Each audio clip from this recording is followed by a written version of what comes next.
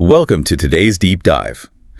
If you're tuning in right now, you are likely someone who takes your personal growth pretty seriously. Yeah, you're putting in the reps. Exactly. Yeah. You're reading the books, you're trying to optimize your routine. Yeah. But let's just call it the elephant in the room here. You might also be feeling incredibly fatigued by the sheer volume of noise out there. Oh, absolutely. The noise is constant. Right. You open your feed and you are instantly bombarded with, the latest shortcut to success. Yeah. Or some obscure life hack you supposedly need. Or a guaranteed formula to go viral overnight. Yes.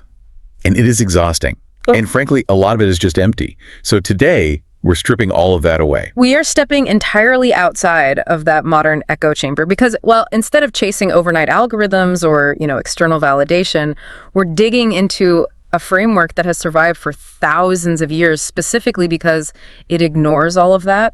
Society constantly conditions us to chase the to measure our worth by external markers like titles, metrics, public approval, but the Stoic philosophy argues the exact opposite. Which is so refreshing. It really is. It says that true, unstoppable power doesn't come from frantically chasing success.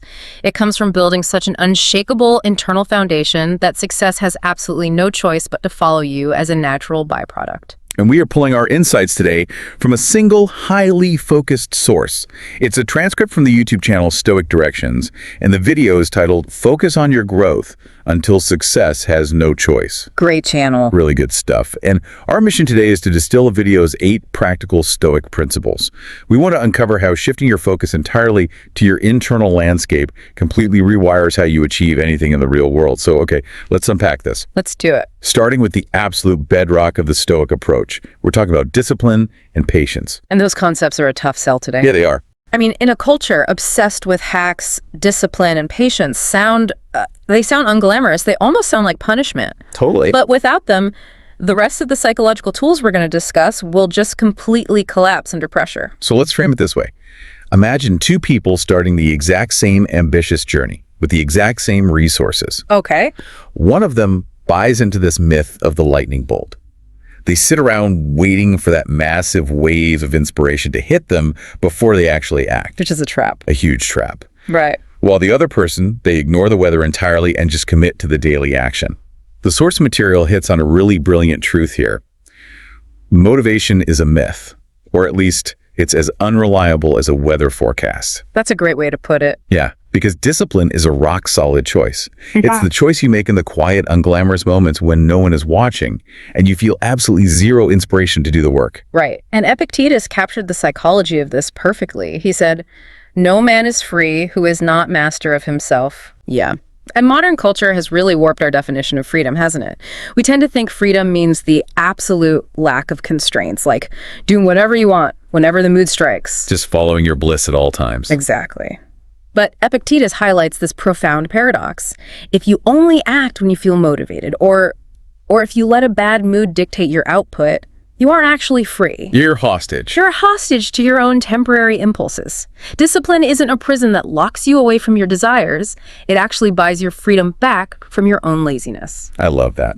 But I do want to push back on this a little bit. Sure. Because I understand the value of discipline, but we live in a gig economy. We live in a world of hyperspeed, fast food, fast internet, instant connectivity.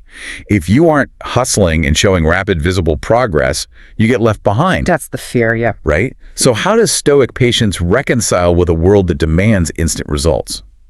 Well, that tension is exactly why the Stoic approach to patience is so critical right now. We have to separate Stoic patience from passive waiting. Okay, what's the difference? Patience in this context isn't sitting on your couch hoping the universe delivers a reward. It's active. Active patience is the deliberate act of showing up and executing your daily standard, especially on the days when you cannot see any visible progress. Like planting a seed and not digging it up every day to see if it grew? Precisely. The source uses some great analogies for this. A mighty oak tree doesn't grow in a day. And think about the physics of water dripping onto a rock. Oh, yeah. A single drop is objectively powerless. But relentless, patient consistency actually carves a hole through the hardest stone on earth. It's not about speed. It's about applied force over time. That makes a lot of sense. You stop panicking about not being at the finish line and start focusing purely on the next step. It creates this inner calmness that essentially becomes a secret weapon against burnout. Exactly. And here's where it gets really interesting, because once you've established that behavioral foundation, you have to turn your attention to the internal landscape. You have to actively control your mind to control your path. And Marcus Aurelius had a brilliant directive for this. He wrote, "The happiness of your life depends upon the quality of your thoughts." Such a famous quote. It is, but people misunderstand it. We aren't talking about toxic positivity here. Right, just pasting a smile over real problems. Exactly. The Stoics were incredibly practical. They operated almost like early cognitive behavioral therapists. Now, that's an interesting way to look at it. Yeah, they didn't just passively hope for good days. They treated their own thoughts as scientific specimens. They would observe a fear, a doubt, an insecurity, and put it under the microscope to actively challenge its validity. And the mind is basically a garden, right? That's the analogy. If you leave it untended, wild weeds, those fears and doubts, they just take over. But if you plant intentionally, you harvest focus. And they tied this practice relentlessly to the present moment because, let's face it, your anxiety is almost always living in the future, worrying about a failure that hasn't even happened yet. And regret is anchored in the past. Right. But your actual growth, that only happens right now, today. By treating your thoughts like specimens, you stop wasting cognitive load on the what-ifs. But to translate that mental clarity into reality, we have to look at principle 4. Which is that consistency is stronger than intensity. And I will be the first to admit, I have fallen into the sugar high trap of motivation more times than I can count. Oh, we all have. I get obsessed with a new hobby, let's say learning the guitar. I'll buy the Stratocaster, the amp, the pedals, and I'll swear I'm going to practice for 6 hours a day. And how long does that last? By day 4, my fingers are bleeding, I'm exhausted, and the guitar goes into the closet for the next 5 years. Exactly. We fall into that trap because intensity feels productive in the moment. It feels like you're doing something massive. But neuroplasticity, the brain's actual ability to wire new skills, doesn't respond well to binging. Right. It responds to frequency. Practicing that guitar for 1 hour every single day builds deep mastery. Whereas a 10-hour sprint just leaves you with hurt fingers and resentment. Or reading. It's the same thing. Tearing through a book and a frantic weekend coffee binge usually means you forget all the concepts by Tuesday. But reading 10 pages every single morning allows you to actually digest it. This raises a really important question, though. How do we actually wire that consistency into our identity? Epictetus gave us the operational blueprint here. He said, first say to yourself what you would be, and then do what you have to do. So simple, but so hard. The mechanics beneath it are profound. Every time you act consistently, you're doing much more than just learning a chord on a guitar. You are building structural trust with your own subconscious. Proving you keep your own promises. Exactly. Every time you keep a small, private promise to yourself, you prove to your brain that your word has weight. You stop needing to hype yourself up because you have an unbreakable track record of execution. This naturally breeds confidence. So we've built the habit, we're putting in the reps, we're keeping those private promises. But then what usually happens? You want to show it off. Yes. The modern instinct kicks in. We want to brag about it. We want to post the day one selfie at the gym or put out a long thread about the novel we are supposedly writing. But our source material issues a massive warning here with Principle 5. Silence protects your growth. What's fascinating here is the dopaminergic trap of sharing your goals. It's a really well-documented psychological phenomenon. How did that work? When you announce your grand plans to the world, your brain experiences a premature spike of dopamine. You get a rush of social approval, congratulations, people telling you how great you are. Before you've done anything. Right. Your brain essentially processes that social reward and tricks itself into feeling like you have already accomplished the task. It severely depletes the actual drive you need to sit down in a quiet room and do the grueling work. It is the ultimate self-sabotage.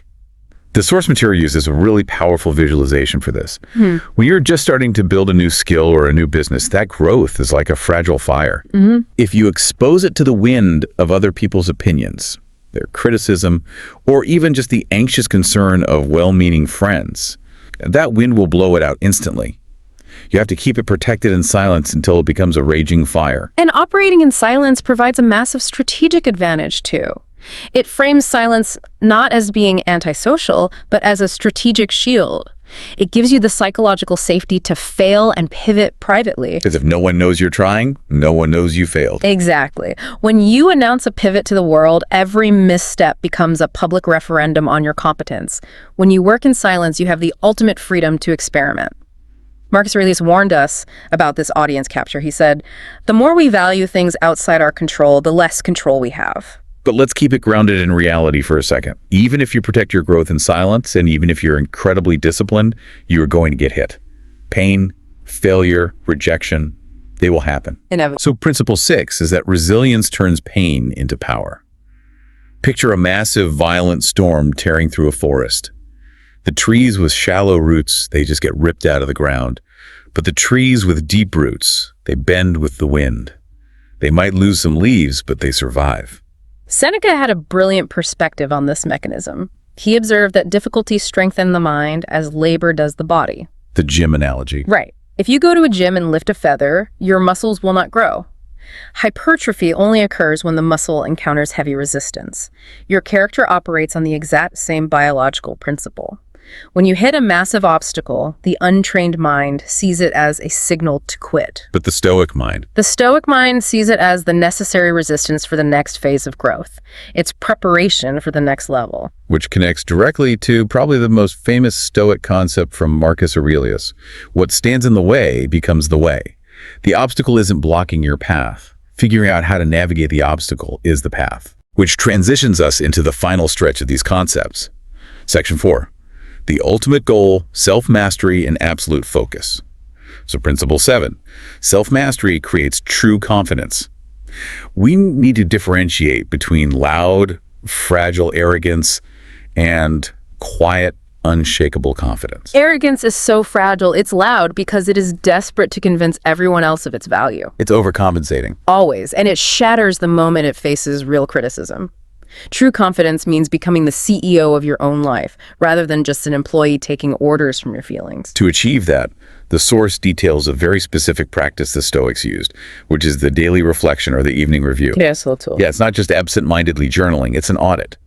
At the end of the day, you sit down and build self-awareness by asking tough questions. Did I choose growth today, or did I retreat into comfort? Did I react defensively out of ego? Exactly. Because you cannot conquer a vulnerability that you refuse to look at. And Epictetus was blunt about the stakes here. He warned about mastering oneself. Without self-mastery, any growth is like building a house on quicksand. It looks great for a while. All right, it looks impressive to the neighbors. But the moment the ground shifts, the entire structure collapses. The internal foundation has to come first. And when you solidify that foundation, you unlock principle 8. Focus creates unstoppable momentum. Marcus Aurelius wrote, "Concentrate every minute like a Roman on doing what's in front of you." I love the magnifying glass analogy for this. It's so good. Scattered sunlight is just a weak glow. But sunlight focused through a magnifying glass creates a flame that literally burns through obstacles. That's the difference between scattered energy and directed focus. If we connect this to the bigger picture, people fundamentally misunderstand what momentum is. How so? They equate momentum with sheer speed. Running as fast as possible, saying yes to every opportunity, trying to be everywhere at once. But momentum isn't about speed. It's about consistency in the right direction. Vector, not velocity. Exactly. Taking one highly focused step daily goes so much further than 10 scattered steps. Real focus gives you the power to say a powerful yes to what builds you and a ruthless no to the noise. So let's pull all of this together. We've dismantled the myth of the overnight hack. Discipline is the root of freedom. Patience builds real strength. Controlling your mind clears the path. Consistency beats intensity. Silence protects your growth. Resilience turns pain into power. Self-mastery creates true confidence. And focus creates unstoppable momentum. It's a complete operating system. It really is. So what does this all mean for you right now? It means that success is not a destination you chase. It is simply the inescapable byproduct of the person you become through these 8 Stoic tools. Look at your own life today. Just choose one area where you can apply discipline or patience, or maybe choose to keep your next big goal completely silent.